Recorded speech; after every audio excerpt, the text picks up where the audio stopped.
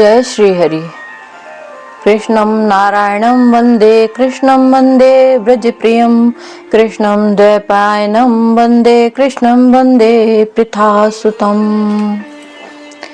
जय श्री हरि। मैं शैलजा अपने चैनल पर आप सबका हार्दिक स्वागत करती हूँ। आशा करती हूँ आप सब स्वस्थ एवं प्रसन्न होंगे। आज अदिति और दिति की संतानों तथा मरुद गणों की उत्पत्ति का वर्णन की कथा है। श्री परमात्मने नमः। जय श्री राधे कृष्ण। जय श्री हरि। तो कथा शुरू करते हैं। श्री शुकदेव जी कहते हैं, परीक्षित सविता की पत्नी प्रश्नि के गर्भ से 8 संतानें हुई। सावित्री, व्याहृति, त्रयी, अग्निहोत्र, पशु, सोम, चातुर्मास्य और पंच महायज्ञ। भग की पत्नी सिद्धि ने महिमा, विभु और प्रभु ये 3 पुत्र और आशीष नाम की एक कन्या उत्पन्न की। यह कन्या बड़ी सुंदरी और सदाचारिणी थी। धाता की 4 पत्नियां थीं, कुहू, सीनी वाली, राका और अनुमति। उनसे क्रमशः साय, दर्श, प्रातः और पूर्णमास ये 4 पुत्र हुए। धाता के छोटे भाई का नाम था विधाता। उनकी पत्नी क्रिया थी। उससे पुरुष्य नाम के 5 अग्नियों की उत्पत्ति हुई। वरुण जी की पत्नी का नाम चर्षणी था। उससे भृगु जी ने पुनः जन्म ग्रहण किया। इसके पहले वे ब्रह्मा जी के पुत्र थे। महायोगी वाल्मीकि जी भी वरुण के पुत्र थे। वाल्मीकि से पैदा होने के कारण उनका नाम वाल्मीकि पड़ गया था। उर्वशी को देखकर मित्र और वरुण दोनों का वीर स्खलित हो गया था। उसे उन लोगों ने घड़े में रख लिया। उसी से मुनिवर अगस्त्य और वशिष्ठ जी का जन्म हुआ। मित्र की पत्नी थी रेवती। उसके 3 पुत्र हुए, उत्सर्ग, अरिष्ट और पिप्पल। प्रिय परीक्षित देवराज इंद्र की पत्नी थी पुलोमंदनी शची। उनसे हमने सुना है कि उन्होंने 3 पुत्र उत्पन्न किए, जयंत, ऋषभ और मीढ़वान। स्वयं भगवान विष्णु ही बलि पर अनुग्रह करने और इंद्र का राज्य लौटाने के लिए माया से वामन उपेंद्र के रूप में अवतीर्ण हुए। उन्होंने 3 पग पृथ्वी मांगकर तीनों लोक नाप लिए थे। उनकी पत्नी का नाम था कीर्ति। उससे बृहच्छलोक नाम का पुत्र हुआ। उसके सौभग आदि कई संतानें हुई। कश्यप नंदन भगवान वामन ने माता अदिति के गर्भ से क्यों जन्म लिया और इस अवतार में उन्होंने कौन से गुण, लीलाएं और पराक्रम किए, इसका वर्णन आगे 8वें स्कंद में करूंगा। प्रिय परीक्षित, अब मैं कश्यप जी की दूसरी पत्नी दिति से उत्पन्न होने वाली उस संतान परंपरा का वर्णन सुनाता हूँ, जिसमें भगवान के प्यारे भक्त श्री प्रहलाद जी और बलि का जन्म हुआ। दिति के दैत्य और दानवों के वंदनीय 2 ही पुत्र हुए, हिरण्यकशिपु और हिरण्याक्ष। हिरण्यकशिपु की पत्नी दानवी कयाधु थी।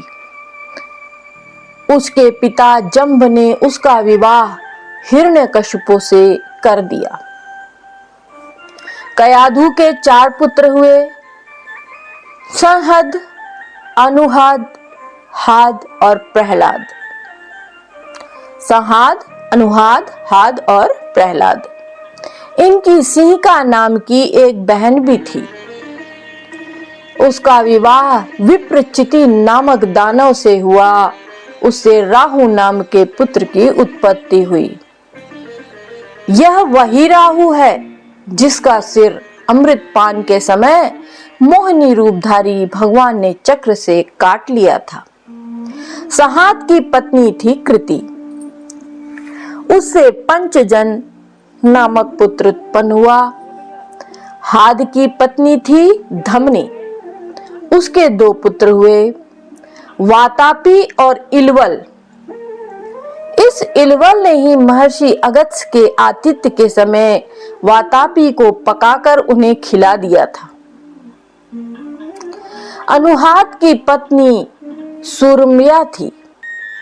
उसके 2 पुत्र हुए, बाष्कल और महिषासुर। प्रहलाद का पुत्र था विरोचन। उसकी पत्नी देवी के गर्भ से दैत्यराज बलि का जन्म हुआ। बलि की पत्नी का नाम था अशना।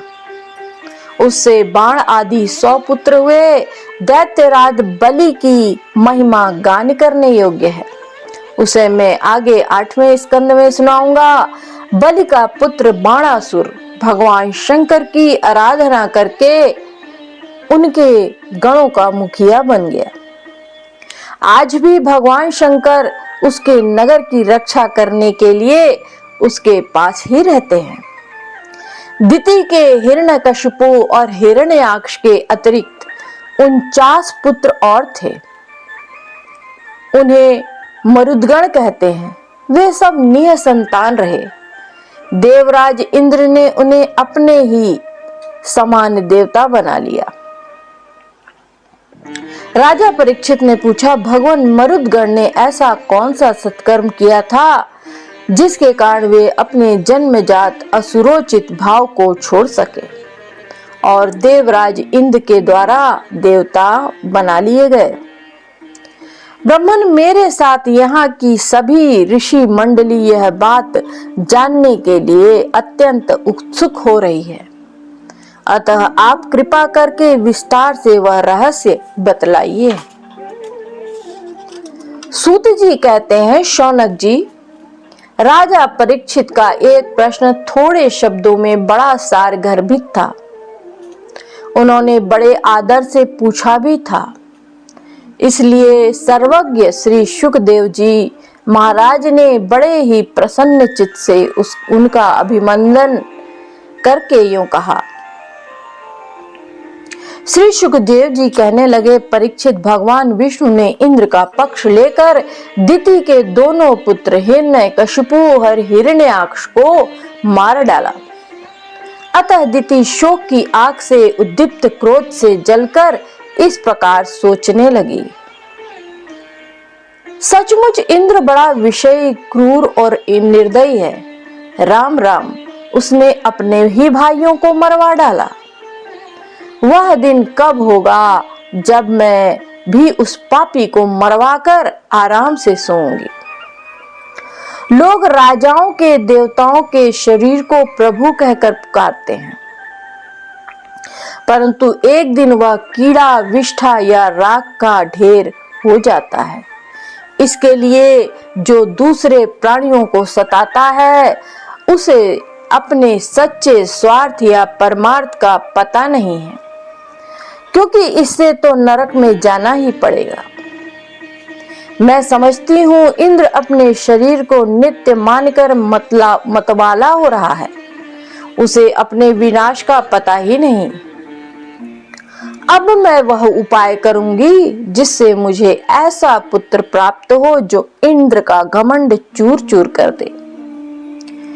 दिति अपने मन में ऐसा विचार करके सेवा, शुश्रूषा, विनय, प्रेम और जितेंद्रियता आदि के द्वारा निरंतर अपने पतिदेव कश्यप जी को प्रसन्न करने लगी। वह अपने पतिदेव के हृदय का एक एक भाव जानती रहती थी और परम प्रेम भाव, मनोहर एवं मधुर भाषण एवं मुस्कान भरी तिरछी चितवन से उनका मन अपनी ओर आकर्षित करती रहती थी। कश्यप जी महाराज बड़े विद्वान और विचारवान होने पर भी चतुर दिति की सेवा से मोहित हो गए और उन्होंने विवश होकर यह स्वीकार कर लिया कि मैं तुम्हारी इच्छा पूर्ण करूंगा। स्त्रियों के संबंध में यह कोई आश्चर्य की बात नहीं है। सृष्टि के प्रभात में ब्रह्मा जी ने देखा कि सभी जीव असंग हो रहे हैं, तब उन्होंने अपने आधे शरीर से स्त्रियों की रचना की और स्त्रियों ने पुरुषों की मति अपनी ओर आकर्षित कर ली। हाँ तो भैया, मैं कह रहा था कि दिति ने भगवान कश्यप की बड़ी सेवा की, इससे वे उस पर बहुत प्रसन्न हुए। उन्होंने दिति का अभिनंदन करते हुए उससे मुस्कुराकर कहा। कश्यप जी ने कहा, अनिंद सुंदरी प्रिय, मैं तुम पर प्रसन्न हूं। तुम्हारी जो इच्छा है मुझसे मांग लो। पति के प्रसन्न हो जाने पर पत्नी के लिए लोक या परलोक में कौन सी अभिष्ट वस्तु दुर्लभ है।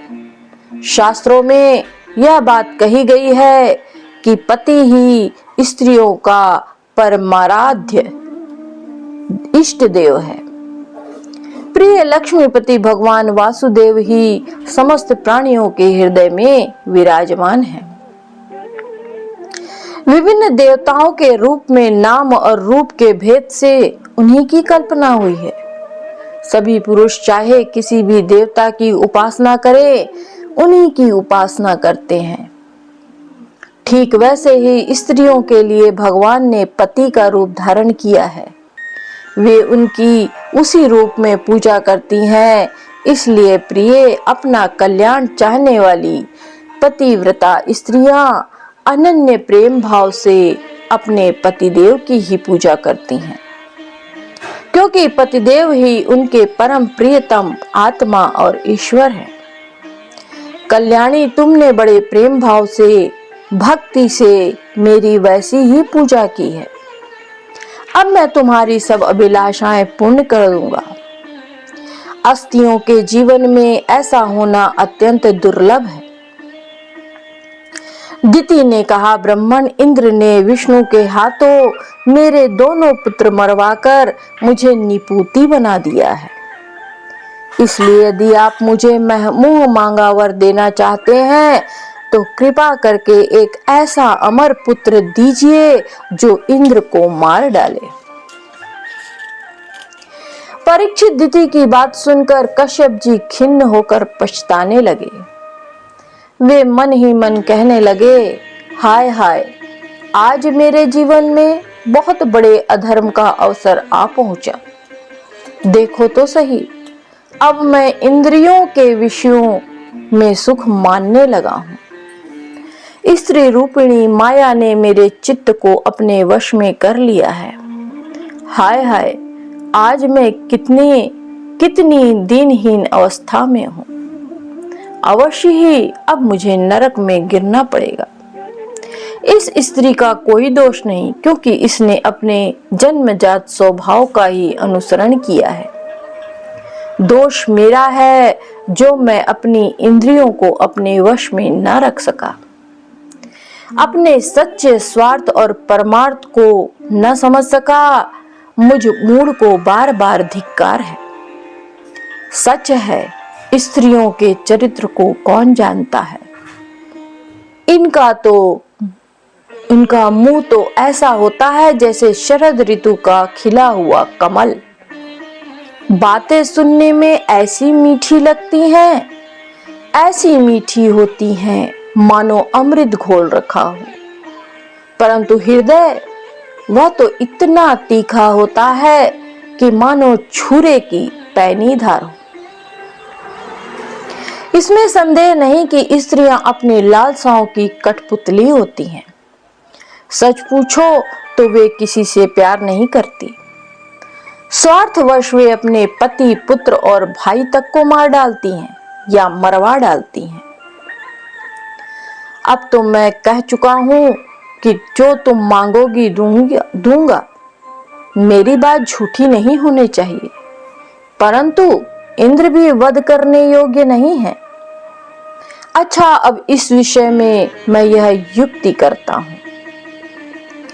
प्रिय परीक्षित, सर्वसमर्थ कश्यप जी ने इस प्रकार मन ही मन अपनी भर्त्सना करके दोनों बात मानने का उपाय सोचा और फिर तनिक रुष्ट होकर दिति से कहा। कश्यप जी बोले, कल्याणी, यदि तुम मेरे बतलाए हुए व्रत का 1 वर्ष तक विधि पूर्वक पालन करोगी तो तुम्हें इंद्र को मारने वाला पुत्र प्राप्त होगा। परंतु यदि किसी प्रकार नियमों में त्रुटि हो गई तो वह देवताओं का मित्र बन जाएगा। दिति ने कहा, ब्राह्मण, मैं उस व्रत का पालन करूंगी। आप बताइए कि मुझे क्या क्या करना चाहिए, कौन कौन से काम छोड़ देने चाहिए और कौन कौन से ऐसे काम ऐसे हैं जिससे व्रत भंग नहीं होता। कश्यप जी ने उत्तर दिया, प्रिय, इस व्रत में किसी भी प्राणी को मन, वाणी और क्रिया के द्वारा सताए नहीं, किसी को शाप या गाली न दे, झूठ न बोले, शरीर के नख और रोए न काटे और किसी भी अशुभ वस्तु का स्पर्श न करें, जल में घुसकर स्नान न करें, क्रोध न करें, दुर्जनों से बातचीत न करें, बिना धुला वस्त्र न पहने और किसी की पहनी हुई माला न पहने, जूठा न खाएं, भद्रकाली का प्रसाद या मांस युक्त अन्न का भोजन न करें, शूद्र का लाया हुआ और रजस्वला का देखा हुआ अन्न भी न खाएं और अंजलि से जलपान न करें, झूठे मुंह, बिना आचमन किए, संध्या के समय बाल खोले हुए, बिना श्रृंगार के, वाणी का संयम किए बिना और बिना चद्दर ओढ़े घर से बाहर न निकले, बिना पैर धोए अपवित्र अवस्था में गीले पांवों से उत्तर या पश्चिम सिर करके दूसरे के साथ नग्नावस्था तथा सुबह शाम सोना नहीं चाहिए।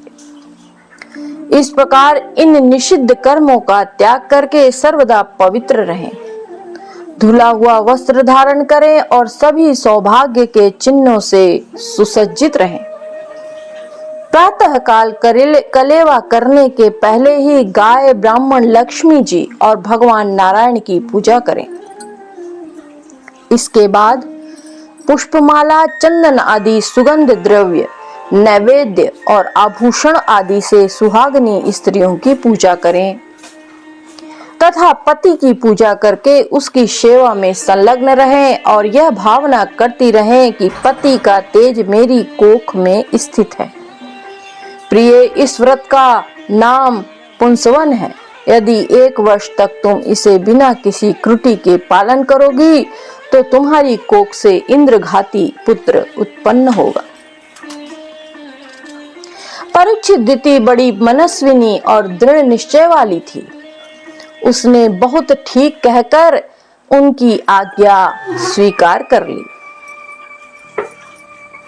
अब दिति अपनी कोख में भगवान कश्यप का वीर और जीवन में उनका बतलाया हुआ व्रत धारण करके अनायास ही नियमों का पालन करने लगी। प्रिय परीक्षित, देवराज इंद्र अपनी मौसी दिति का अभिप्राय जान बड़ी बुद्धिमानी से अपना वेश बदलकर दिति के आश्रम पर आए और उसकी सेवा करने लगे। वे दिति के लिए प्रतिदिन समय समय पर वन से फूल, फल, कंद, मूल, समिधा, कुश, पत्ते, दूब, मिट्टी और जल लाकर उनकी सेवा में समर्पित करते। राजन, जिस प्रकार बहेलिया हरिन को मारने के लिए हरिन की सी सूरत बनाकर उसके पास जाता है, वैसे ही देवराज इंद्र भी कपट वेश धारण करके वृत परायणा दिति के वृत पालन की त्रुटि पकड़ने के लिए उनकी सेवा करने लगे। सर्वदा पैनी दृष्टि रखने पर भी उन्हें उसके व्रत में किसी प्रकार की त्रुटि न मिली और वे पूर्ववत उसकी सेवा टहल में लगे रहे। अब तो इंद्र को बड़ी चिंता हुई। वे सोचने लगे, मैं ऐसा कौन सा उपाय करूं जिससे मेरा कल्याण हो। दिति व्रत के नियमों का पालन करते करते बहुत दुर्बल हो गई थी। विधाता ने भी उसे मोह में डाल दिया, इसलिए एक दिन संध्या के समय झूठे मुंह बिना आचमन किए और बिना पैर धोए ही वह सो गई। योगेश्वर इंद्र ने देखा कि यह अच्छा अवसर हाथ लगा। वे योग बल से झटपट सोई हुई दिति के गर्भ में प्रवेश कर गए। उन्होंने वहां जाकर सोने के समान चमकते हुए गर्भ के वज्र के द्वारा 7 टुकड़े कर दिए।